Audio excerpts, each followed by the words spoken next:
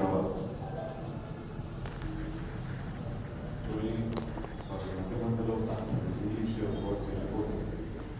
వాస్తవానికి నేను ఈరోజు ఆర్ఎస్ఎస్ గురించి మాట్లాడడం చెప్పారు. నేను సంఘం కన్నా ఎక్కువ నేను హిందుత్వం గురించి, హిందుత్వ జీవన విధానం గురించి చెప్పదలుచుకున్నాను.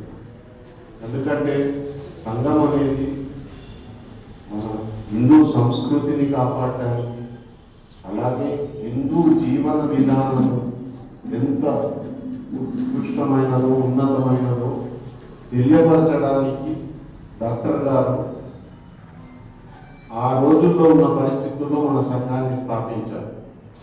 దీన్ని భావితరాలకు అందించి ప్రపంచానంతటికీ హిందూ జీవన విధానాన్ని తెలియపరచాలని చేయబడ్డ ఒక గొప్ప ఆకాంక్షతో చేయబడ్డ కార్యక్రమం. దీంట్లో భాగస్వాములం అవుతున్నందుకు మనందరము అదృష్టవంతులము. అందులో భారతదేశంలో జన్మించడమే మన అదృష్టం. కాకపోతే ఈరోజు మన గురువు గారిని స్మరించుకుంటూ గురుర్ బ్రహ్మ గురుర్ విష్ణు గురుదేవో మహేశ్వర అంటే గురువే ఈ త్రిమూర్తులందరిలోనూ ఉన్నాడు. ఈ త్రిమూర్తులందరూ మన గురువులోనే ఉన్నారు. ఒక గురువు ప్రతి వ్యక్తికి తన జీవితంలో సాధించడానికి ఒక లక్ష్యం ఉంటుంది. కానీ ఆ లక్ష్య సాధనకు తన ప్రయాణం ఎలా మొదలు పెట్టాలి, ఎక్కడ విరామం ఇవ్వాలి, ఎక్కడ ముగింపు పలకాలి, తదుపరి లక్ష్యం ఏంటి, ఈ దిశానిర్దేశనం చేసేవారే గురువు. ఆ గురువు యొక్క ఔన్నత్యాన్ని మనము గుర్తిస్తూ కీర్తిస్తూ ప్రతి సంవత్సరము గురువు పూజ మహోత్సవం చేసుకుంటూ ఉంటాం. కాకపోతే గురువు ఎవరు అనే మీమాంస మనలో ఉంటుంది. గురువు ఎవరంటే మనకు తెలియనిది తెలియపరిచేవారే గురువు. ఎవరు ఆ గురువు? మీరు ప్రకృతిలో చూడండి, ప్రపంచంలో చూడండి, లేదా ఇక్కడ మన చుట్టుపక్కల వాతావరణంలో కూడా చూడండి. ఒక చెట్టు తను పండ్లు ఇస్తుంది, ఎన్నడూ తను తినదు, మళ్ళీ దెబ్బలు తింటూ కూడా పండ్లు ఇస్తుంది. అంటే తను నేర్పే భాగము ప్రకృతితో మనం ఎప్పుడైతే కలిసి ఆలోచిస్తామో అప్పుడు మనకు ఆ చెట్టు యొక్క త్యాగఫలం గుర్తొస్తుంది. అంటే మనము త్యాగనిరతితో ఉండాలి. అలాగే ఒక చీమ ఉంది.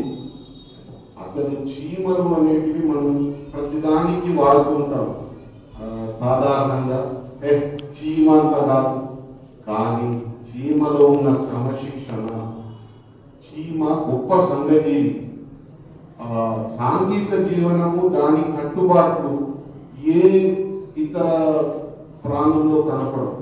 అంత గొప్ప, అంత చిన్న ప్రాణి అంత గొప్ప క్రమశిక్షణతో మెలుగుతూ తన దీన్ని నేర్చుకుంటుంది, తన జీవితాన్ని గడుపుతూ ఉంటుంది.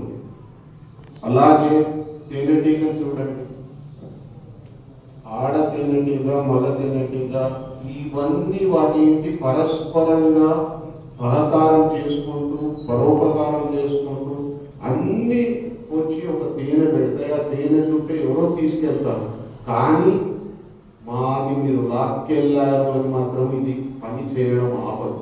తేనెటీగ దగ్గర నేర్చుకోవాల్సింది. సో ఇదంతా ప్రకృతి అంతా గురువులతో నిండి ఉంది.